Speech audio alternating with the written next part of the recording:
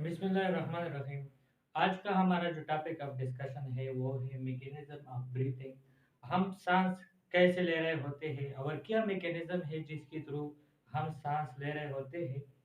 तो सबसे पहले ब्रीथिंग के बारे में डिस्कस करते हैं। ब्रीथिंग हमारे पास the inhalation and exhalation of air. हमारे पास ब्रीथिंग क्या होती है? द इनहेलेशन जब हम सांस ले रहे होते हैं, यानी बाहर एक्सटर्नल एनवायरनमेंट से जब हम हवा अंदर ले रहे होते हैं तो इसको हम इनहेलेशन कहते हैं। एंड एक्सहेलेशन ऑफ एयर, और जब हम सांस को अपने इंटरनल एनवायरनमेंट से एक्सटर्नल एनवायरनमेंट में एक्सपेल करते हैं तो इसको हम एक्सहेलेशन कहते हैं। फॉर इनटेक ऑफ ऑक्सीजन, जब हवा हम सांस ले रहे होते हैं तो हमारा मकसद ये होता है ताकि हम एनवायरनमेंट से ऑक्सीजन ले लें, और इसके बदले हमारे बॉडी के अंदर जो मेटाबॉलिक प्रोसेस के जरिए जब मेटाबॉलिक प्रोसेस हो जाए तो इसकी वजह से जो CO2 बनता है वो हमारे बॉडी के लिए टॉक्सिक होता है। उसका हमारे बॉडी से बाहर जाना बेहद ज़रूरी होता है। तो CO2 यानी कार्बन डाइऑक्साइड का बाहर जाना, इसको हम एक्सहेलेशन कहते हैं। यानी हवा का, यानी ऑक्सीजन का हमारे बॉडी में अंदर आना, और फिर CO2 का बॉडी से बाहर जाने के प्रोसेस को हम ब्रीथिंग कहेंगे।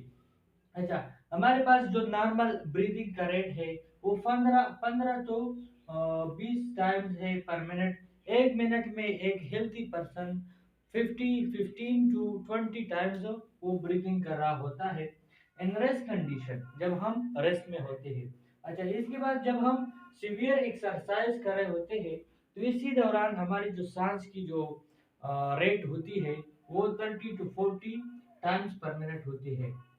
अच्छा, हमारे पास जो ब्रीथिंग के कंट्रोल सेंटर है, वैसे तो ये इनवॉल्यूंटरी एक्शन है, मगर to some extent we can control our breathing.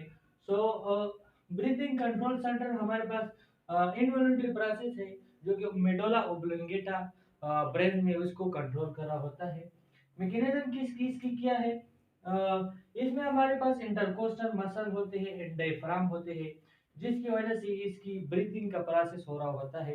वैसे तो हमारे पास ज्यादातर मसल जो हेड के हो गए, थोरैक्स हो गए, एब्डोमेन की जो जितने भी मसल है, ये इसके साथ साथ लैरिंग्स और ट्रिकिया की जो जो मस्कुलेचर है वो भी इसमें शामिल होते हैं। लेकिन सबसे जो प्रोमिनेंट मसल है वो हमारे पास इंटरकोस्टल मसल हो गए और डायफ्राम हो गया।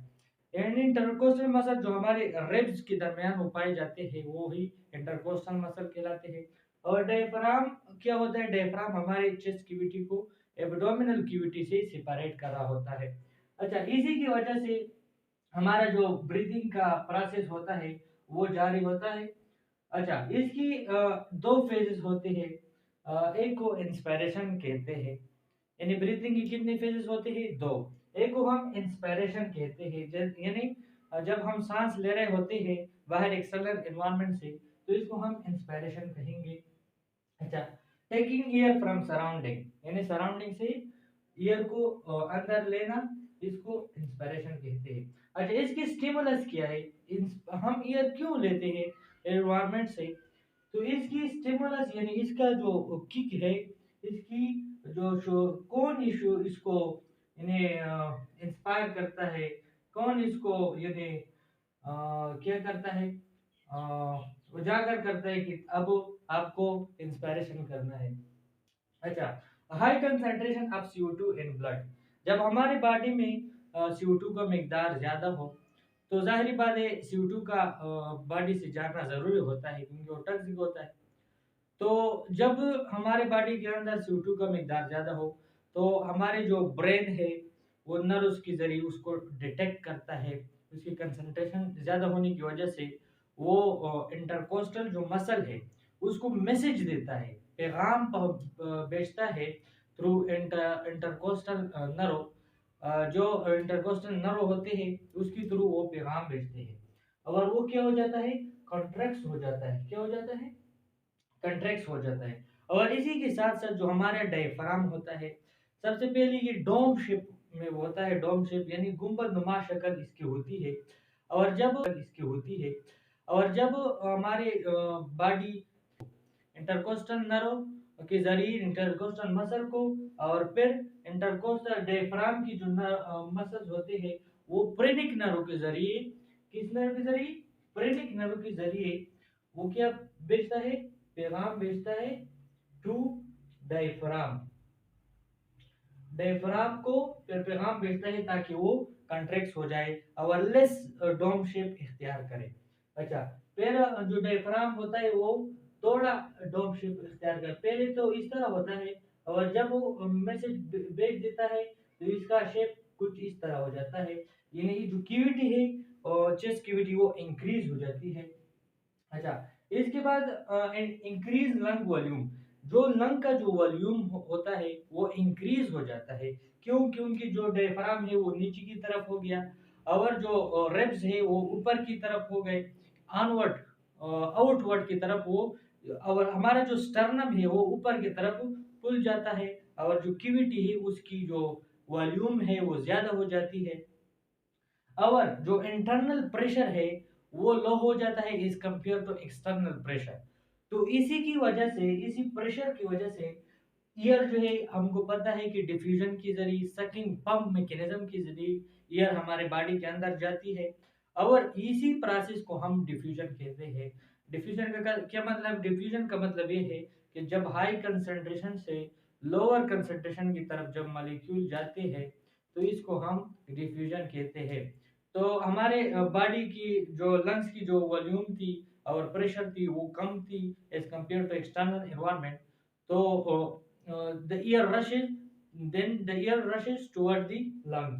so इसी वजह से हमारा जो एक्सटर्नल एनवायरनमेंट में जो ईयर है वो हमारे लंग्स में की तरफ जाता है और हम सांस ले रहे होते हैं। अच्छा, इसके बाद जो दूसरा दूसरा फेज है वो एक्सपायरेशन है। एक्सपायरेशन क्या होता है? रिलीज ऑफ CO2, यानी जब हमारे बॉडी के अंदर CO2 का मिकदार ज्यादा हो जाता है तो इसका हमारे बॉडी से बाहर जाना बहुत जरूरी होता है। तो उसको रिलीज करने के लिए जो प्रोसेस का हम से गुजरना पड़ता है वो है एक्सपायरेशन।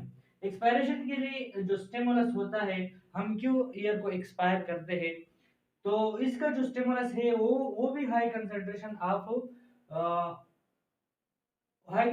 Of CO2।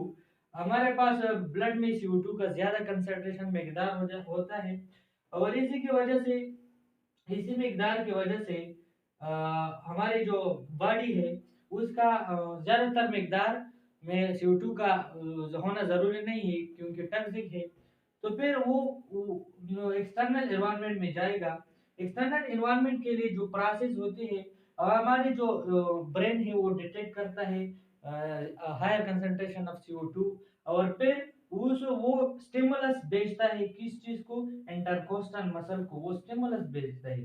वो उसको ये कहता है किस चीज के जरिए, इंटरकोस्टल नर्व के जरिए, ताकि वो फिर रिलैक्स हो जाए। पहले तो कॉन्ट्रैक्ट था, अब ये क्या हो गया, रिलैक्स हो गया।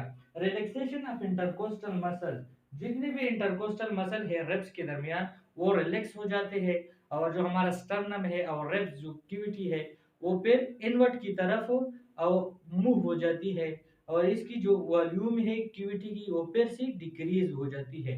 और इसी के साथ साथ हमारे पास डायफ्राम जो है वो ब्रेनिक नर्व के जरिए फिर भी ब्रेन स्टिमुलस भेजता है और वो डायफ्राम जो है वो फिर से डोम शेप इख्तियार कर लेता है और इसी वजह से हमारा जो कैविटी है, चेस्ट कैविटी, इसकी वॉल्यूम डिक्रीज हो जाता है और इंटरनल प्रेशर ज्यादा हो जाता है as compare to external pressure. So the air moves और rushes out of our lungs to the external environment। so decrease lung volume, इसी तरह हमारे जो लंग की वॉल्यूम है वो डिक्रीज हो जाता है। so that's why going air going out of our lungs। so ये था हमारा आज का लेक्चर, होपफुली आपको समझ में आया होगा। नेक्स्ट लेक्चर के लिए दीजिए इजाजत, वसलाम।